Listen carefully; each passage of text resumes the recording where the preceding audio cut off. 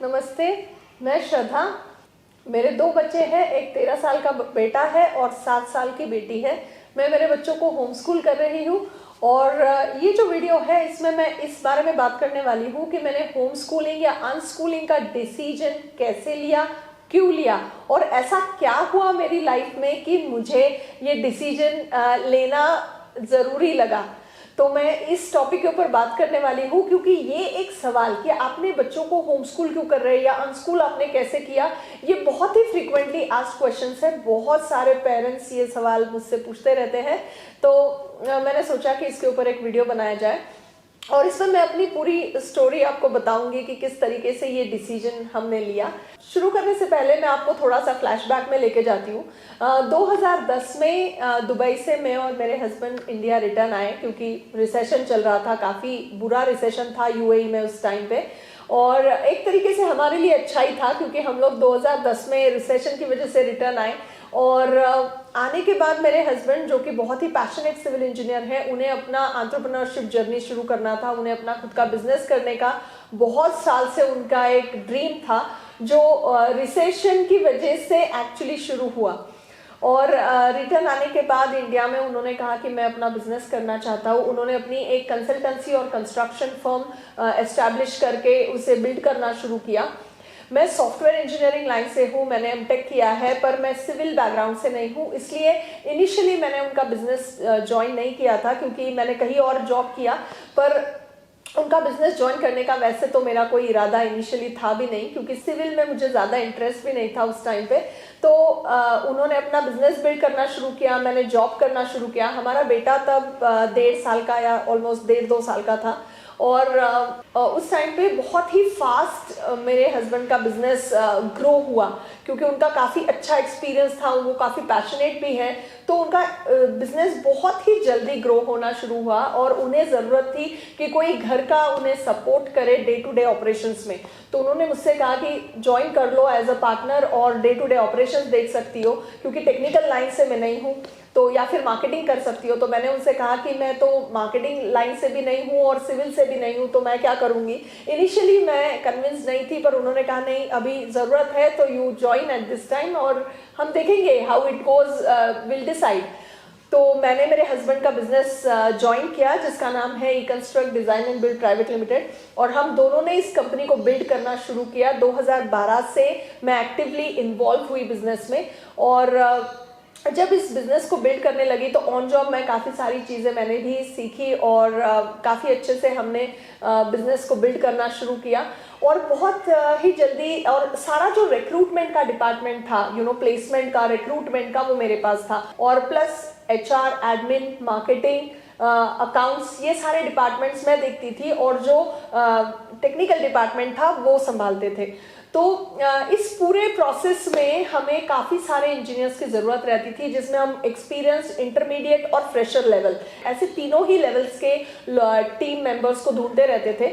और इसकी वजह से मैंने काफ़ी सारे इंजीनियरिंग कॉलेजेस में रिक्रूटमेंट ड्राइव्स के लिए जाना शुरू किया और वहाँ से मेरी जर्नी शुरू हुई जब मैं एजुकेशनल इंस्टीट्यूट्स के संपर्क में आई कि जहाँ पे मेरा रोज उनसे कुछ ना कुछ काम रहता था या हम बहुत सारे ड्राइव्स करते थे, काफ़ी सारे अवेयरनेस प्रोग्राम्स करते थे, वर्कशॉप्स करते थे इंजीनियर्स के लिए कॉलेजेस में, क्योंकि ट्रेनिंग्स में हमें खास इंटरेस्ट भी था। तो वैसे तो हमारी कंपनी कंसल्टेंसी और कंस्ट्रक्शन फर्म थी, बट हमने और एक डिपार्टमेंट भी खोला था जो कि था कॉर्पोरेट ट्रेनिंग डिपार्टमेंट। वो तब खोला जब हमें ये पता चला कैंपस में जाके कि काफ़ी सारे सिविल इंजीनियर्स के पास रिक्वायर्ड टेक्निकल स्किल नहीं है। जब बिजनेस एस्टैब्लिशमेंट में मैं इन्वॉल्व हुई तो जनरली मैं एडमिन, HR, मार्केटिंग, अकाउंट्स, ये सारे डिपार्टमेंट देखती थी और मेरे हस्बैंड जो है टेक्निकल डिपार्टमेंट संभालते थे। और इस प्रोसेस में हमें काफ़ी सारा मैन पावर भी चाहिए होता था जिसमें काफ़ी एक्सपीरियंस लोग, इंटरमीडिएट लेवल के लोग और फ्रेशर्स, ऐसे सारे लेवल्स के लोगों की ज़रूरत पड़ती थी। और मैंने इसकी वजह से काफ़ी सारे कॉलेजेस में टाई अप किया प्लेसमेंट्स के लिए और प्लेसमेंट ड्राइव्स के लिए। पूरे इनिशियली बैंगलोर में और बाद में बाहर भी, मतलब पूरे इंडिया में काफ़ी सारे कॉलेजेस से हमने टाई अप किया प्लेसमेंट ड्राइव्स के लिए, और जहाँ पे हम लोग इंटर्नशिप और प्लेसमेंट दोनों देते थे। तो इस तरीके से मेरा कॉलेजेस के साथ कनेक्शन शुरू हुआ कि जहाँ मैं कॉलेजेस के अथॉरिटीज़ और एजुकेशनल इंस्टीट्यूशंस के टच में डे टू डे मतलब ऑपरेशंस में आने लगी। और हमारे जो प्लेसमेंट ड्राइव्स होते थे जनरली वो पूल कैंपस ड्राइव्स होते थे, जिसमें कम से कम 300, 500 या 800, 1000 लोग भी आते थे, क्योंकि हम हमेशा पूल ड्राइव करना पसंद करते थे। और कैंपसेस में जा जाके मुझे हम लोगों को ये पता चला कि टेक्निकल स्किल्स स्टूडेंट्स के पास नहीं है। पर प्रॉब्लम ये नहीं है, प्रॉब्लम ये है कि स्टूडेंट्स को ये भी पता नहीं है कि इंजीनियरिंग कंप्लीट होने के बाद उन्हें उस पर्टिकुलर डिपार्टमेंट में कौन से स्किल सेट्स होने चाहिए जो आपको आने चाहिए, या फिर किसी भी पर्टिकुलर जॉब के लिए किस टाइप का माइंडसेट, एटीट्यूड होना चाहिए। स्टूडेंट्स को इन बातों की जानकारी बिल्कुल नहीं है, in spite of the fact कि उनके पास बहुत अच्छे मार्क्स हैं। सो मार्क्स का प्रॉब्लम नहीं है, पर फिर भी क्लैरिटी नहीं है कि मेरा ग्रेजुएशन होने के बाद मुझे किस डिपार्टमेंट में काम करना है, कौन से डिपार्टमेंट्स होते हैं, किस डिपार्टमेंट के लिए कौन से स्किल सेट्स की ज़रूरत पड़ती है, कौन से एटीट्यूड की ज़रूरत होती है। And apart from all this, एक जॉब में सर्वाइव करने के लिए कौन से वो कॉर्पोरेट स्किल्स या कौन से वो सॉफ्ट स्किल्स हैं जो होने चाहिए। तो स्टूडेंट्स में टेक्निकल स्किल्स की कमी तो है ही, पर सॉफ्ट स्किल्स की भी कमी है, और काफ़ी सारे बाकी के भी इश्यूज हैं कि जो स्टूडेंट्स को पता भी नहीं है, in spite of the fact कि उनका ग्रेजुएशन होने के बाद भी दे आर स्ट्रगलिंग कि अभी आगे क्या करना है। और अपार्ट फ्रॉम दिस में हमने एक चीज़ ऑब्जर्व की कि इतने सारे कॉलेजेस में स्टूडेंट्स डंके की चोट पे बोल देते हैं कि वी आर फ्रेशर्स, सो हमें नहीं पता। तो this was the moment which made me to feel कि फ्रेशर्स ऐसे भी स्टूडेंट्स हैं जो फाइनल ईयर तक काफ़ी मतलब क्रीम स्टूडेंट्स हैं, those who are already good, क्योंकि उन्होंने कुछ एक्स्ट्रा एफर्ट डाला है, उनके पास एक खुद से नॉलेज है कि अभी क्या करना चाहिए, पर उस लेवल के पर वो नंबर्स काफ़ी कम है। दूसरा जो नंबर्स है जिसमें स्टूडेंट्स को काफ़ी हद तक कन्फ्यूजन है, अपनी लाइन जो सिलेक्ट की है वो करेक्ट है कि नहीं, कभी कभी ये भी क्वेश्चन मार्क स्टूडेंट्स को आता है। तो ये सारे कंफ्यूजन स्टूडेंट्स के देखने के बाद मेरे को समझ में आया कि ये जो सिस्टम है, इस सिस्टम में क्लैरिटी नहीं मिल रही है, जबकि टाइम तो काफ़ी जा रहा है। तो पहला रीज़न जिसकी वजह से मैंने ये डिसीजन लिया वो यही था कि मुझे लगा कि एक बच्चों में क्लैरिटी या जिस टाइप के स्किल्स होने चाहिए वो in spite of investing time नहीं आ रहा है। सो पहला रीज़न मैं कह सकती हूँ कि ये बहुत ही टाइम कंज्यूमिंग प्रोसेस है जो रेगुलर एजुकेशन सिस्टम है। और मतलब आप ही सोचिए, पहले हम प्ले ग्रुप में डालते हैं, फिर नर्सरी, LKG, UKG, ये एक पड़ाव है, first standard to 10th standard दूसरा पड़ाव है, फिर 11, 12 तीसरा पड़ाव, और उसके बाद आती है डिग्री 3 या 4 साल की। और फिर स्टूडेंट्स को बाहर आके पता चलता है अरे हम तो फ्रेशर हैं, हमें पता नहीं इंडस्ट्री की एक्सपेक्टेशन क्या है। फिर वो जाके कुछ कोर्सेज करते हैं किसी और प्राइवेट कंपनी से, प्राइवेट इंस्टीट्यूट से, ताकि उन्हें कहीं जॉब मिल जाए। और कुछ लोग फिर पोस्ट ग्रेजुएशन भी करते हैं एंड सो ऑन। तो ओवरऑल जब मैं कैंपसेस में जाके सिविल इंजीनियरिंग स्टूडेंट से मिली, और वो भी पूरे इंडिया के कॉलेजेस में हम लोग जब जाते थे प्लेसमेंट ड्राइव के लिए, तो पहली बात मेरी समझ में आई कि ये प्रोसेस बहुत टाइम कंज्यूमिंग है। स्टूडेंट्स को टेक्निकल स्किल्स की कमी तो है ही, पर सॉफ्ट स्किल्स की कमी भी है, क्लैरिटी की भी कमी है। सो ये एक पहला स्ट्रॉन्ग रीज़न था मेरी लाइफ में कि जब मेरे को लगा कि यार ये तो बहुत ही टाइम कंज्यूमिंग प्रोसेस है, और क्या सच में इतना टाइम लग सकता है। तो इसी दौरान एक ऐसा इंसिडेंस हुआ कि मेरा बेटा टीवी देख रहा था, और उसने देखा कि एक मदर शार्क अपने बच्चे को मतलब एक मदर शार्क अपने बेबी शार्क को जन्म देती है और चली जाती है, और उसके बाद बेबी अपने आप अकेला है। सो उस दिन जब मैंने वो एक पर्टिकुलर देखा, जब मैंने वो डॉक्यूमेंट्री जब मैंने देखी, तो कुछ स्ट्राइक किया मेरे अंदर, कुछ मतलब एकदम इस वाले वीडियो ने मुझे एकदम हिला के रख दिया, क्योंकि मुझे ऐसा लगा कि नेचर ने सब कुछ कितना आसान करके रखा हुआ है। नेचर ने ही वो इंस्टिंक्ट दिया है कि किस तरीके से आप अपने आप को संभाल सको या कुछ भी कर सको। और मदर शार्क तो बर्थ दे के चली जाती है, उसके बाद baby shark is on its own, और वो it takes care of itself, and that's how the ecosystem works in the nature. तो एक सवाल उस दिन मेरे दिमाग में आया कि अगर एनिमल्स के केस में इतनी जल्दी उनके बेबीज अगर इंडिपेंडेंट हो सकते हैं, तो ह्यूमन बीइंग्स जो सबसे ज्यादा इंटेलिजेंट है और जिनके पास सबसे ज्यादा रिसोर्सेस है, इंटेलिजेंस मैक्सिमम है, तो हमारे केस में हमारे बच्चों को एक बेसिक करियर बनाने के लिए इतना टाइम क्यों लग जाता है, जो कि 20 साल से भी ज्यादा है कई केसेस में। और उसके बाद और एक चीज हुई, मैंने काफी सारे कॉलेजेस के प्लेसमेंट ड्राइव्स में एक ही सवाल पूछा, जो था कि आप करियर क्यों बनाना चाहते हैं। सारे जवाब आए, पर मोस्टली जो जवाब थे वो यही थे कि पैसा कमाना चाहते हैं, क्योंकि हम जॉब चाहते हैं। ये सबसे ऑब्वियस आंसर आता था। दूसरा आता था पैसा कमाएंगे तो घर लेंगे, गाड़ी लेंगे। एक ड्राइव में एक लड़के ने इतना तक कह दिया कि अगर मैं नहीं पढ़ूंगा, अच्छी पोजीशन पे नहीं जाऊंगा, अच्छी लड़की नहीं मिलेगी, कि कोई बाप मुझे अपनी बेटी नहीं देगा। तो इस टाइप के आंसर्स आते थे कि करियर क्यों बनाना है। मैं सोचने पे मजबूर हो गई कि 2 टाइम का रोटी कमाना, is it that big deal being human beings? क्योंकि अगर एनिमल्स ये चीज कर सकते हैं, तो हम तो बहुत इंटेलिजेंट स्पीशीज है। इस चीज के लिए इतना ज्यादा समय लगता है। पेरेंट्स को 20 इयर्स प्लस अपने बच्चों को सपोर्ट करना पड़ता है, सिर्फ उनको अपने पैर पे खड़े करने के लिए। और पैर पे खड़े करने का मतलब क्या है कि वो अपनी 2 टाइम की रोटी कमाए और अपनी फैमिली की टेक केयर करे। अब फैमिली में कौन कौन आता है? खुद जो है, उनके बच्चे, उनके एक लाइफ पार्टनर, 1 या 2 बच्चे और पेरेंट्स, इतनी ही फैमिली है।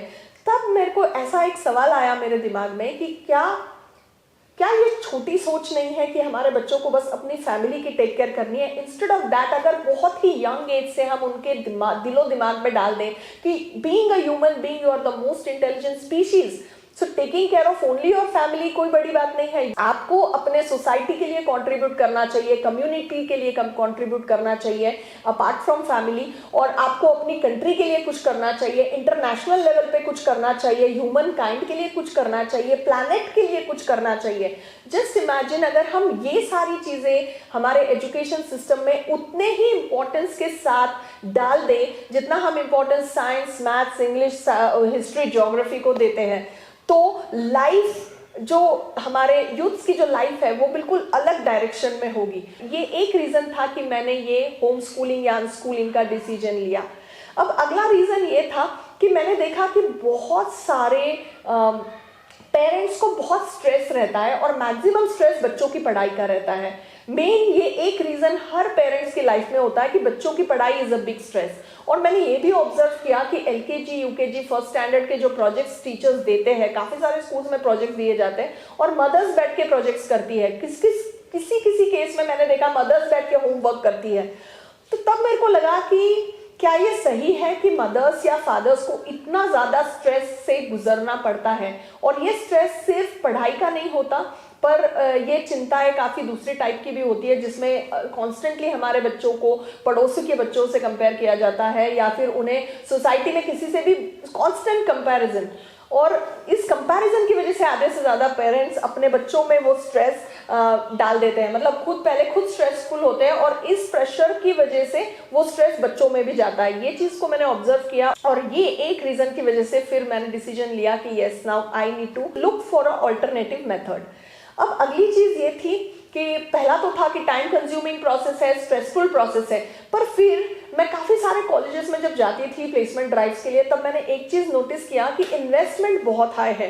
पेरेंट्स ये 16 साल का स्कूलिंग, उसके बाद एजुकेशन पे जो इन्वेस्ट कर रहे हैं, और मोस्टली पेरेंट्स चाहते हैं कि उनके बच्चे इंग्लिश मीडियम स्कूल में जाए, नो मैटर व्हाट। पेरेंट्स का first priority English medium school में रहता है। फिर भी आप देखेंगे कई सारे स्कूल्स और कॉलेजेस में इंग्लिश नहीं आता है। ग्रेजुएट्स भी ऐसे होते हैं जिनको एक क्लाइंट को मेल लिखने की भी प्रॉब्लम होती है, वो एक क्लाइंट को मेल नहीं लिख सकते, या writing skill, business writing skill अच्छा नहीं होता, या बिजनेस कम्युनिकेशन स्किल जो एक्चुअली वर्क प्लेस में लगता है वो उतना अप टू द मार्क नहीं होता। In spite of the fact कि पेरेंट्स इंग्लिश मीडियम स्कूल में 16-16 साल उनको भेजते हैं, उसके बाद सारी एजुकेशन इंग्लिश में होती है, फिर भी उनकी बेसिक स्किल्स मिसिंग होती है। तो जिस तरीके से हम इस पूरे सिस्टम में इन्वेस्टमेंट करा रहे हैं पेरेंट्स से, एक बच्चे के पीछे एक साल में जितना पैसा खर्च होता है, और total at the end of the graduation जब उसे जॉब लगता है हम जितनी इन्वेस्टमेंट कर चुके होते हैं, उसके कंपैरिजन में जब मैंने देखा कि व्हाट इज द आउटपुट, बच्चे का शायद करियर अच्छा बन गया होगा, पर इस पूरी प्रोसेस में जो रिपीटेटिव टास्क होता है, सब कुछ रिपीटेटिव है। मतलब फिक्स सिलेबस है, फिक्स्ड एग्जाम पैटर्न है, फिक्स्ड उनका रूटीन या टाइम टेबल है, और इसकी वजह से उन्हें कुछ फ्री टाइम नहीं मिल रहा है, उनकी क्रिएटिविटी मर रही है, और काफ़ी सारे बच्चों को फेल होना अलाउड नहीं है। हमारा रेगुलर एजुकेशन सिस्टम में फेल होना बहुत खराब माना गया है। पर अगर आप नेचर में देखेंगे, जब हम चलना सीखते हैं हम कई बार गिरते हैं, गिर के उठते हैं और सीखते हैं। सो फेलिंग को बहुत ही नेगेटिव तरीके से देखा गया है, और जो फेल होता है बच्चा उसे हमेशा एक अलग नजरिए से देख के अलग कैटेगरी में डाला जाता है। जो बच्चे बहुत अच्छे हैं पढ़ाई में उन्हें अलग कैटेगरी में डाला जाता है। तो इसमें भी एक सवाल मेरे दिल में उठ रहा था कि क्या फेल होना हमेशा गलत होता है, क्योंकि क्या हम फेल होकर सीखते हैं? तो फेलियर का जो डर पैदा होता है हमारे रेगुलर एजुकेशन सिस्टम में, इसकी वजह से वो लर्निंग को हैम्पर करता है। काफी सारे स्टूडेंट्स लर्निंग को, कुछ नई चीज ट्राई करने के लिए डरते हैं क्योंकि उन्हें फेलियर का डर है। और ये चीज मैंने खुद ऑब्जर्व की जब कैंपस में मैंने स्टूडेंट्स के साथ बहुत बार टाइम स्पेंड किया। तो ये सारे ग्रेजुएट्स लोग हैं, पर उस लेवल पे आते आते 20 साल तक उस सिस्टम में जाते जाते ये सारे प्रॉब्लम्स बहुत कॉमनली मैंने ऑल ओवर इंडिया के काफ़ी सारे कॉलेजेस में कॉमन प्रॉब्लम्स को आइडेंटिफाई किया। और इसलिए मैंने ये डिसीजन लिया कि ये सिर्फ टाइम कंज्यूमिंग प्रोसेस ही नहीं है, स्ट्रेसफुल प्रोसेस ही नहीं है, पर जो इन्वेस्टमेंट ऑफ मनी जा रहा है उसके कंपैरिजन में जो रिटर्न्स आ रहे हैं बच्चों के in terms of living their life, in terms of making the career and other things, it is not worth it. मेरे को रियलाइज हुआ कि this is definitely not worth it. और उसके बाद में एक दिन ये डिसीजन मेनली आया जब मैं उड़ीसा में एक बहुत ही बड़े ड्राइव का पार्ट थी, जिसमें 5000 प्लस स्टूडेंट्स आए थे और सारे अलग अलग डिपार्टमेंट्स के प्लेसमेंट ड्राइव्स थे। सिविल का भी था, सिर्फ सिविल के लिए ही ऑल ओवर इंडिया से 1000 प्लस कैंडिडेट्स आए हुए थे। और मैंने देखा कि इतना कंफ्यूजन, इतना अंडर कॉन्फिडेंस, और हम एक बेसिक क्वेश्चन पूछते थे सेल्फ इंट्रोडक्शन, तो पूरे इंडिया में सेल्फ इंट्रोडक्शन का जवाब एक ही आता है, students are able to identify themselves only with कि उनका क्वालिफिकेशन क्या है, कौन से कॉलेज से पास हुए, कितना परसेंटेज आया, हॉबी क्या है और family background. This is the only thing जो सेल्फ इंट्रोडक्शन का आंसर आता था पूरे इंडिया में, जहां पे भी हमने सेल्फ इंट्रोडक्शन पूछा। फिर हमने एक एक्सपेरिमेंट किया, उनसे कहा कि सेल्फ इंट्रोडक्शन में अपने मार्क्स मत बताइए, कॉलेज नेम मत बताइए, परसेंटेज मत बताइए, क्योंकि ये सब आपके रिज्यूम में हम देख चुके हैं। Just talk to us and give introduction कि आप as a person who are you, आप कौन हैं, आपके बारे में बताइए। तो हमने देखा कि काफी सारे स्टूडेंट्स सेल्फ इंट्रोडक्शन देने में काफी हिचकिचा रहे थे, क्योंकि उनको अगर ये सारी चीजें ना चाहते हुए भी ऑटोमेटिकली यही स्क्रिप्ट आ रही थी। तो तब पता चला कि इस पूरे रिपीटेटिव प्रोसेस में हमारे बच्चे ये भूल जाते हैं कि हम कौन हैं, हमें क्या चाहिए, हमें क्या अच्छा लगता है, या I would say even life जीना भूल जाते हैं। मैं कई बार ये एग्जांपल हमारे इंजीनियरिंग के स्टूडेंट्स को भी देती रहती हूँ कि बाय द टाइम आप लोग इंजीनियरिंग से बाहर आते हो, इट इज लाइक गन्ने की जो मशीन में गन्ना डालते बाहर निकालते, गन्ना डालते बाहर निकालते, और उसके बाद में उसका जो रह जाता है रेसिड्यू, जिसमें कोई रस नहीं होता है। तो आपका जिंदगी वैसा हो जाता है, क्योंकि आपको नई चीज सीखने में इंटरेस्ट भी लूज होने लगता है। इतने एग्जाम्स देने के बाद खुद से कुछ करने की जो इच्छा है वो कहीं ना कहीं मैंने ऑब्जर्व किया कि कम होने लगती है। मैं ये नहीं कह रही हूँ हर किसी में होता है, पर हाँ मैं ये कह सकती हूँ कि मैक्सिमम लोगों में ये हो जाता है। तो इस वजह से ये भी एक रीजन था कि मैंने मेरे बेटे को होम स्कूल करने के बारे में सोचा। और उड़ीसा के उस प्लेसमेंट ड्राइव में मेरे को रियलाइज हुआ, मैंने विजुअलाइज किया कि इन इतने सारे हजार बच्चों के पेरेंट्स को विजुअलाइज किया कि इन पेरेंट्स ने उस सिस्टम को ट्रस्ट करके उस सिस्टम में से इन बच्चों को बाहर निकाला है, जिसमें वो 16 years education, 3 years 4 years graduation किया। और जब वो बाहर निकले तो अभी वो डंके की चोट पे फ्रेशर्स बोल रहे हैं, और ना ही not only technical skill but life skill भी मिसिंग है, और प्लस कुछ नया क्रिएटिव करने की जो इच्छा या जो उनके अंदर का रियल हुनर है वो भी कहीं ना कहीं निकल गया है। तो ये सारा देख के उस एक ड्राइव में मैंने ये डिसीजन फर्मली लिया कि now I will unschool my son. उस टाइम पे मेरा बेटा 4th स्टैंडर्ड में था, और 4th स्टैंडर्ड के बाद मैंने मेरे बेटे को अनस्कूल किया। और उसके बाद की जर्नी बिल्कुल अलग थी, वो मैं अगले वीडियो के लिए रखने वाली हूँ। पर वो जर्नी एकदम अलग थी। अनस्कूल करने के बाद काफ़ी कुछ हुआ, अप्स एंड डाउन्स आए, और वो भी जर्नी काफ़ी अच्छी थी, पर वो मैं मेरे अगले वीडियो में उसके बारे में बात करूंगी। सो इस वीडियो को अगर मैं समराइज करूं, और अगर जो बहुत सारे लोग मेरे को सवाल पूछते हैं कि आपने अपने बेटे को अनस्कूल क्यों किया, तो उसके मेन रीजंस को समराइज मैं यूं कर सकती हूं कि पहली चीज़ ये है कि ये बहुत टाइम कंज्यूमिंग प्रोसेस है, और हमारे टेक्निकल ट्रेनिंग्स में जो हम हमारी कंपनी में इंजीनियर्स को देते हैं, सिर्फ 6 महीने में या 12 महीने में हमारे इंजीनियर्स रेडी हो जाते हैं इंडस्ट्री के लिए। तो 4 साल की इंजीनियरिंग में वो जितना नहीं सीखते, हम सिर्फ 6 महीने में ऑन जॉब लर्निंग प्लेटफॉर्म पे उन्हें सिखा देते हैं। और इससे मुझे कॉन्फिडेंस मिला कि बच्चों को सिर्फ कमाई करने के लिए 4-4 साल का इंजीनियरिंग या 4-4 साल किसी एक चीज पे काम करने की, बुकिश चीजों पे काम करने की जरूरत नहीं है। हम कोई भी स्किल सीख सकते हैं ऑन जॉब, किसी भी ऑन जॉब इंटर्नशिप में, ऑन जॉब वर्किंग एनवायरनमेंट में आप किसी भी स्किल को अपने बच्चों को 6 महीने, 1 साल, 2 साल में मैक्स सिखा सकते हैं। और आज के कंप्यूटर्स के युग में काफ़ी सारी चीज़ें घर पे बैठे बैठे, हमारे बच्चे सारे बहुत इंटेलिजेंट है ऑलरेडी। अगर आप देखेंगे हमारी जनरेशन से अगर आप हमारे बच्चों को कंपेयर करें, तो बच्चे नेचुरली बहुत काफ़ी मतलब समझते हैं और काफ़ी इंटेलिजेंट है, और उस टाइम के उन्हें प्लेटफॉर्म भी मिल रहा है ऑनलाइन ज़माने में। तो मुझे लगता है कि इतना टाइम कंज्यूमिंग प्रोसेस का ज़रूरत नहीं है। इसको मैंने अपने वर्क प्लेस में अपने बिजनेस बिल्ड करते वक्त रियलाइज़ किया। तो that was the first reason कि टाइम कंज्यूमिंग प्रोसेस है, इसकी इतना टाइम डालने का ज़रूरत नहीं है।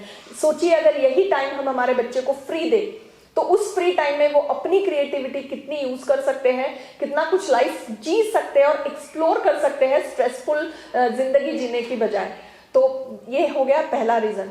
दूसरा रीजन ये था कि ये काफी स्ट्रेसफुल प्रोसेस पेरेंट्स के लिए भी है, बच्चों के लिए तो है ही, पर पेरेंट्स आधे से ज्यादा टाइम अपने लाइफ के ऊपर कंसंट्रेट करना छोड़ के बच्चों के पढ़ाई और बच्चों की बेसिक अर्निंग, बच्चों का बेसिक करियर, इसी में एज अ पेरेंट हमारा आधा जिंदगी निकल जाएगा। तो ये सेकेंड रीजन था कि पेरेंट्स के लिए इतना स्ट्रेसफुल करने का तो जरूरत ही नहीं है। बच्चे अपना रास्ता खुद बना लेंगे, इसका मुझे विश्वास है। बस हमें उन्हें करेक्ट एनवायरनमेंट देने की जरूरत है, स्ट्रेस लेने की जरूरत नहीं है। अगर आप एक प्लेटफॉर्म और एनवायरनमेंट और फ्री हैंड देंगे, बच्चे को फ्री टाइम देंगे, तो बच्चा अपना रास्ता खुद बनाने के लिए बिल्कुल काबिल है। और इसका एग्जाम्पल मैंने शार्क का दिया था कि नेचर में ही सब कुछ है और बच्चे डेफिनेटली अपना रास्ता खुद बना सकते हैं। एज अ पेरेंट हम सिर्फ उनकी ग्रोथ को फैसिलिटेट कर सकते हैं, और मुझे लगता है वही करना चाहिए।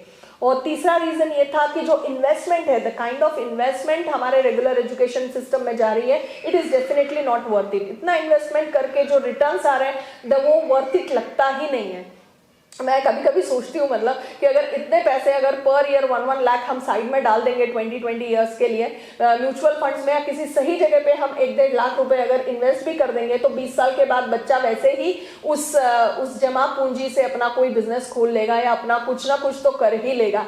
पर एजुकेशन में इतना पैसा डालने के बाद जो आउटपुट आ रहा है वो डेफिनेटली वर्थ इट तो नहीं लगता। और मैं ये डे टू डे लाइफ में इतने सारे कॉलेजेस में विजिट करके देखती रहती हूँ, स्टूडेंट्स में, यंगस्टर्स में, मैंने बहुत बार देखा है। और मुझे लगता है कि सिर्फ करियर ओरिएंटेशन करके कुछ नहीं होगा, लाइफ स्किल मिसिंग है तो करियर का क्या फायदा। और अगला जो रीजन है ऑफ कोर्स कि हमारे सिस्टम में फेल होना अलाउड नहीं है। दूसरी चीज, हमारे सिस्टम में चाइल्ड सेंट्रिक और फैमिली सेंट्रिक एजुकेशन नहीं है, क्योंकि हर बच्चा अलग है। एक बच्चा मैथ्स में अच्छा है तो दूसरा इंग्लिश में अच्छा है, या एक बच्चे का इंटरेस्ट स्पोर्ट्स में है तो दूसरे का म्यूजिक में हो सकता है। तो चाइल्ड सेंट्रिक एजुकेशन होना चाहिए। मैं ये नहीं कह रही हूँ कि मैथ्स नहीं सिखाना चाहिए जिसको नहीं सीखना है, पर मैथ्स कितना लगता है डे टू डे लाइफ में उतना हम सिखा सकते हैं, दैट इज इनफ। अगर किसी को मैथ्स में इंटरेस्ट नहीं है फॉर एग्जाम्पल, तो जितना डे टू डे लाइफ में लगेगा उतना तो सिखा ही सकते हैं, और हमारे बच्चों को एक फ्रीडम दे सकते हैं कि उन्हें जिस चीज में करियर बनाना है, जिस चीज को सीखना है, खुद चूज करें। और पांचवी चीज जो मैंने मोस्ट इंपॉर्टेंट ऑब्जर्व की है कि जो बच्चे, जो यूथ्स है, जो यंगस्टर्स है, जो टीनेजर्स हैं, वो हमेशा एक्सपेक्ट करते हैं कि हमें बताओ कि what is to be done next. ये इसलिए होता है क्योंकि हमारा एजुकेशन, रेगुलर एजुकेशन सिस्टम ऐसा है कि always they are told what is to be done. Fix syllabus, fix time table, fix exam pattern, fix studying pattern, ये सारा फिक्स होने की वजह से they are always expecting instructions कि हमें बताओ कि हमें क्या करना है, what I have to do next. So खुद का जो एक विकसित होना चाहिए माइंडसेट की, सुबह बच्चा उठे या सुबह एक टीनेजर उठे तो उसे पता होना चाहिए कि what I want to do now, how I am going to spend my day, what I have to do next. So वो प्रायोरिटाइज करना आना चाहिए, खुद के डिसीजन मेकिंग आनी चाहिए। पर अनफॉर्चुनेटली बहुत सारे फ्रेशर्स जॉब में आने के बाद भी एक्सपेक्ट करते हैं कि बेसिक चीजें भी बताई जाए, हर चीज बतानी पड़ती है कि कैसे कपड़े पहन के ऑफिस में आना है, कैसे उठना बैठना है, कि किस तरीके से लोगों के साथ डील करना है, कॉन्फ्लिक्ट्स को कैसे मैनेज करना है, टाइम को कैसे मैनेज करना है, प्रायोरिटीज कैसे सेट करनी है। ये सारी बेसिक चीजें हैं जो एक्चुअली हमें as a part of learning रखनी चाहिए। पर ये तभी आएगा जब थोड़ा फ्री टाइम बच्चों के पास होगा। तो ये कुछ रीजंस है जिसकी वजह से मैंने मेरे बेटे को अनस्कूल करने का डिसीजन लिया। मैं अपने डिसीजन को लेने के बाद काफी अप्स एंड डाउन्स हुए, काफी कुछ हुआ, वो मैं अगले वीडियो में बताऊंगी। पर ये कुछ रीजंस है जिसकी वजह से मैंने मेरे बेटे को अनस्कूल किया और मैं इस डिसीजन से काफी खुश हूँ। और अगर आप पेरेंट हैं और अगर आप इन सारी सिचुएशन से गुजर रहे हैं और अगर आप चाहते हैं कोई सपोर्ट आपके बच्चे को होम स्कूल करने के लिए, अगर आप चाह रहे हैं कि होम स्कूलिंग करना है पर कैसे करें, तो आप हमसे संपर्क कर सकते हैं दिए गए नंबर्स के ऊपर या हमारी वेबसाइट के ऊपर। आप जूम मीटिंग बुक कर सकते हैं हमारे साथ हमारे व्हाट्सएप नंबर पे कॉल करके।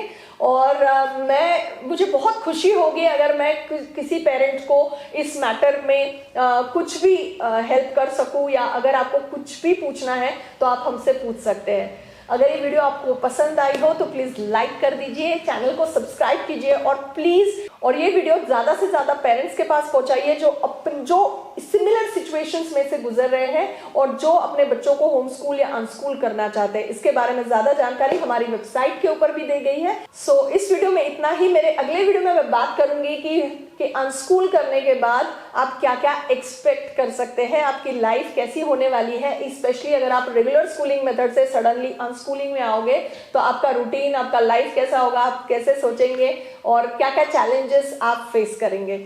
सो इसके बारे में मैं अगले वीडियो में बात करूंगी। तब तक के लिए stay tuned to the channel. Thank you very much.